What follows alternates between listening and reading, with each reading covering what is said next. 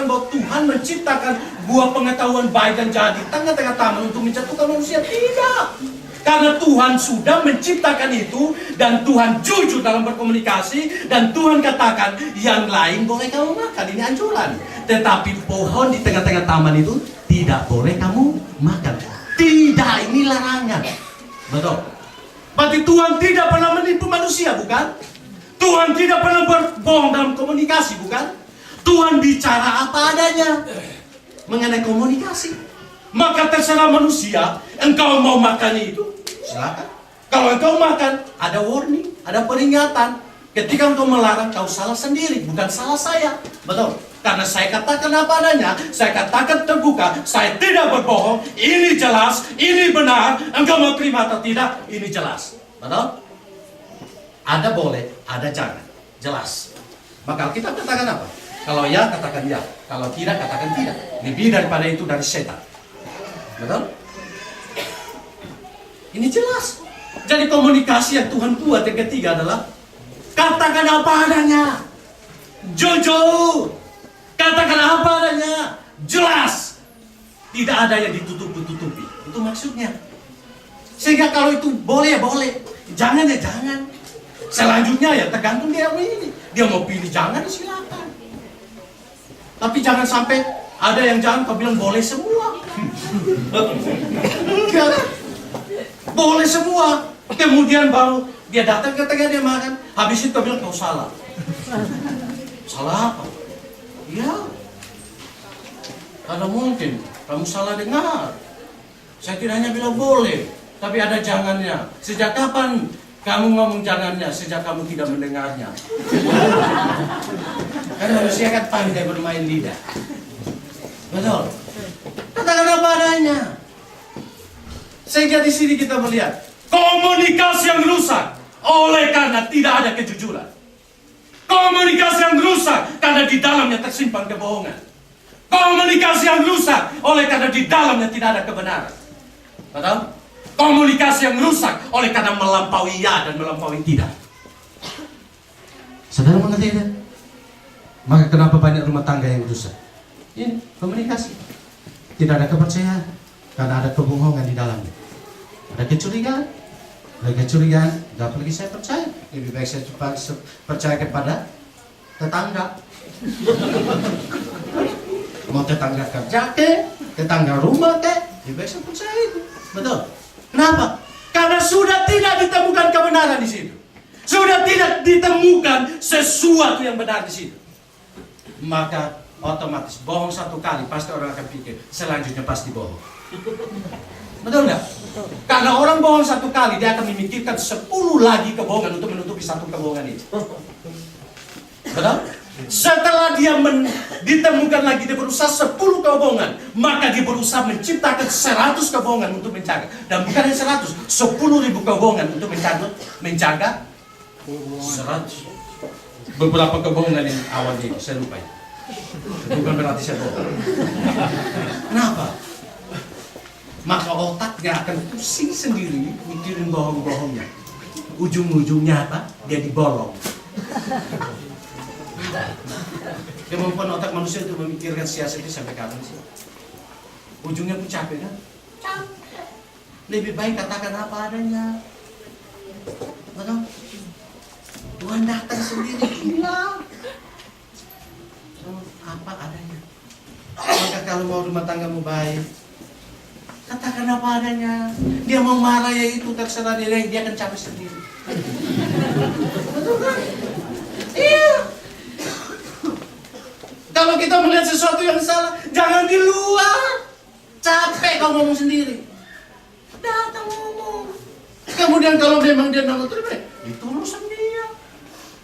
Kalilah. Tetapi jangan sampai kau belum tahu kebenaran kau ngomong. Itu juga salah. Itu sudah melampaui ya dan tidak. Kan? Cari dulu benar-benar. Maka kalau ada masalah, saya tidak langsung ngomong. Saya panggil, saya dengar dari situ. Saya tidak langsung. Saya harus panggil dari sini. Mana? Betul, saya dengar begini. Bagaimana? Saya nggak ngomong, silahkan kau ngomong. Kau ngomong sudah? Ngomong. Ngomong tidak? Ngomong. Setelah dia ngomong, baru dicocokkan. Loh, kenapa dia bilang begini? Kau bilang begini. Baru cari lagi. Kenapa begitu? Memang betul, harus pikir. Komunikasi itu kreatif. Nggak hanya dibilang, dia ngomong ya begitu. Belum tentu, dosa sudah masuk. Nanti kita akan melihat komunikasi. Saya rindu supaya kita banyak berbicara komunikasi. Karena banyak sekali yang rusak dalam perhubungan kita karena komunikasi. Maka ini saya ingin membawa kita untuk melihat awalnya kemudian komunikasi, keputusan sebuah komunikasi itu mulai daripada kita. Komunikasi awalnya memberikan 3 makna. Ada beberapa makna lain, tapi 3 makna hari ini. Yang pertama, yang ketiga adalah katakan ya. Kalau ya, ya. Tidak. Lebih daripada itu adalah kebohongan. Tidak ada namanya kebenaran 50%. Tidak ada kebenaran 90%. Betul? Walaupun kadang-kadang orang mau bilang ya, tapi dia mutar. Pak, benar, tapi kan begini. Jadi begitulah. Jadi akhirnya begini, tapi ujungnya iya Pak. Capek sudah. Jangan langsung bilang iya, langsung berdoa. Tuhan, ini bukan pelepasan, pencabutan Tuhan. Ini sudah beberapa. Selesai. Daripada capek sendiri. Betul. Saya juga belajar untuk berkata benar itu konsekuensinya besar. Betul. Tetapi ya, supaya kita tidak capek mikir, lebih baik katakan ya dan katakan tidak. Kalau memang itu tidak. Betul. Maka dia baru mulai diajarin rumah tangganya untuk masuk dalam pernikahan. Itu baik-baik ya. Baru bicara komunikasi. Dalam anugerah Tuhan hari ini saya bicara komunikasi, juga saya bimbing mereka tentang komunikasi. Jaga itu baik-baik. Dan sampai datang, dia nggak mengerti aku nggak mengerti dia ngomong begini. Datang waktu setengah mati, begini. Hanya gara-gara komunikasi, dia bilang begini, cari kerjaan lagi.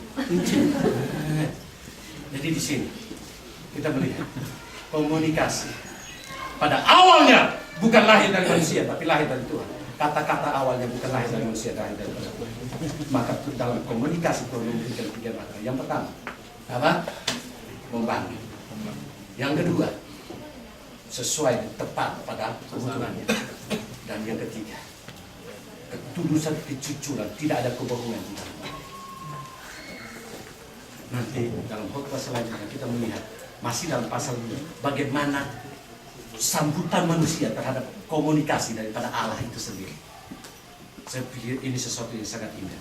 Saya sangat diberkati oleh sebuah buku yang namanya Perang dengan Kata-Kata. Dia bagaimana mengulasnya begitu luar biasa. Maka rajin-rajinlah baca buku. Kemarin kami punya hari baca buku. Dan ada di rumah, istri dan anak-anak di kamar, baca di kamar. Saya, Pak Tolembang, Acoy, datang duduk. Saya bagi satu-satu buku. Baca. Saya masuk ke dalam, saya baca. Datang mereka baca, buku yang baca mereka. Kamu, kemudian saya tanya, sudah baca sampai di mana?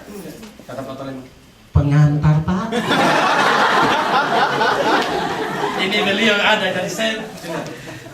Acoy, kau sampai di mana? Saya 1 tingkat lebih dari apa? Pendahuluan.